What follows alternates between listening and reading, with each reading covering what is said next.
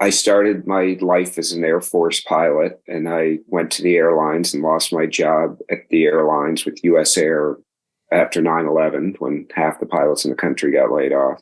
Went into manufacturing because there were no flying jobs around. Did that while flipping some houses, doing some rental properties on the side. And I had a investor friend of mine say, hey, if you like rental properties, you should look into assisted living. It cash flows a whole lot better than rental properties. And I was mostly doing rental properties to college kids at the University of Minnesota. And they said, and you won't have to worry about keg parties and doors getting kicked in and stuff like that. So I thought that sounds okay. So I took a course in assisted living.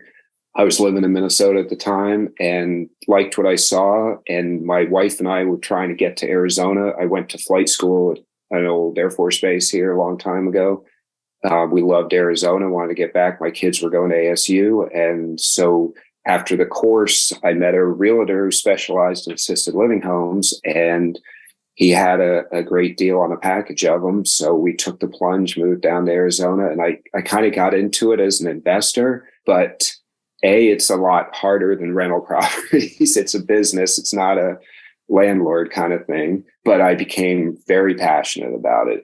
And one thing I saw when I got into this business was that it almost seemed a lot of places were a warehouse for old people waiting to die. Yeah. I hate to say it that way. I should be more tactful, but that's what it seemed like to me.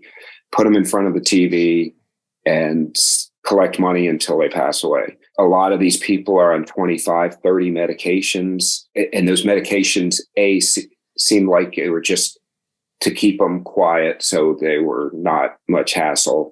And B, it seemed like those medications just numb the pain rather than actually make people better.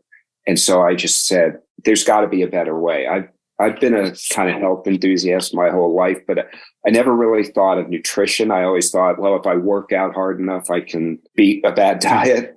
I found that's not true, especially I'm 55 now, and that's definitely not true at my age. So I started looking into how can I make my assisted living residents better. And I've been in this about 7 years now. At first, I just said, hey, let's just feed them better. There's always the joke about hospital food. Well, they were doing the same thing in assisted living homes. It was much more of, let's really concentrate on what pharmaceuticals we're giving them versus what can we do to improve their lifestyles.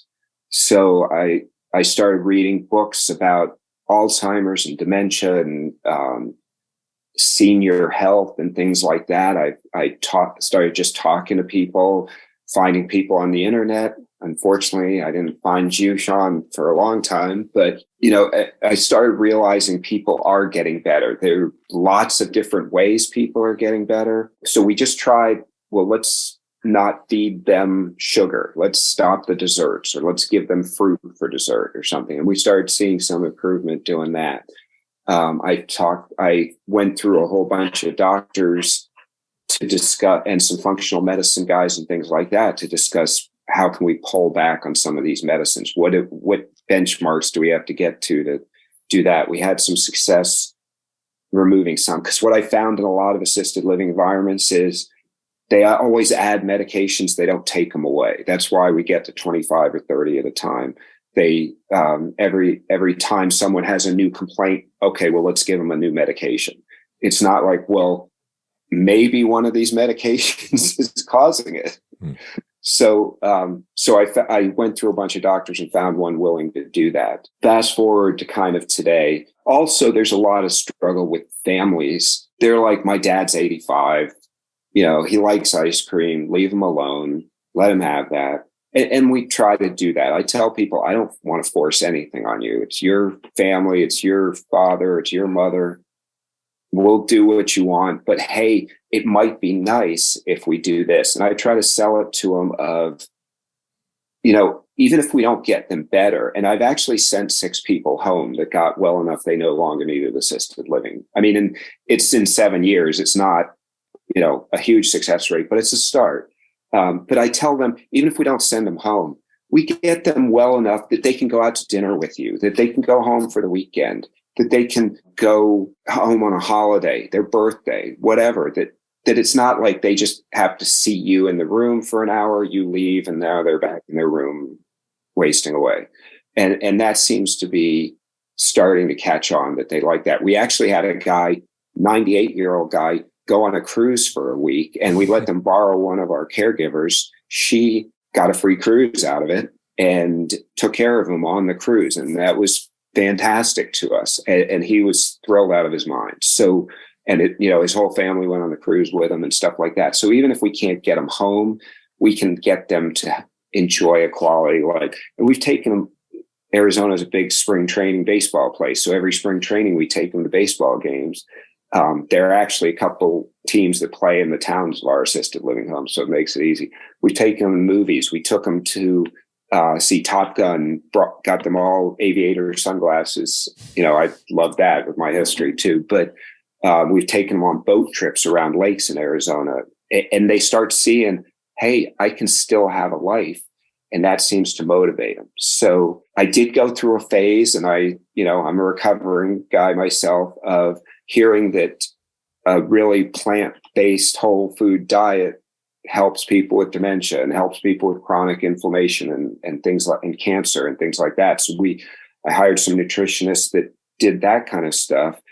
And I had a full-on rebellion at homes. No one wanted to go plant-based. So I kind of canceled that. I did it a little. I lost a lot of weight. My wife was like, "You look like someone from Africa." And I was working out every day, like with weights, I'm trying to bulk up. I'm eating a lot of vegetables and stuff, but it wasn't working. I wasn't feeling good. Then I started looking into this carnivore thing, and it made a lot of sense to me, especially I can sell this. People like to eat meat, things like that. So I sort of went down two paths of this, and this is only in the last 6 months or so. So it's a start, and I'd love from this group to get a lot of advice and ideas and connections, and anyone can help me out. I started with a guy who came into my home that was 450 pounds. He just lost his wife before of 60 years marriage. And he was pretty depressed. And so I said, well, you need to spend time with your family. He had 2 wonderful sons and stuff like that. So I actually bought the Carnivore book from Shawn, or from Amazon, but Shawn's book. We looked through that. I went on the Revero website, got like a health coach that was an older gentleman too. We had several sessions talking to him. And he tried it a little. We got some weight down, but he was completely brokenhearted about losing his wife. And about a month later, he actually went to the hospital and passed away. And his son's convinced he died of a broken heart. The doctors didn't really say what it was. We were starting to get somewhere with him, and then that happened, and it didn't go anywhere. Yeah, how old was he, Hal? Because you said wife of 60 years. He would have been. He was probably 80, and he's 89, 450 pounds at the time.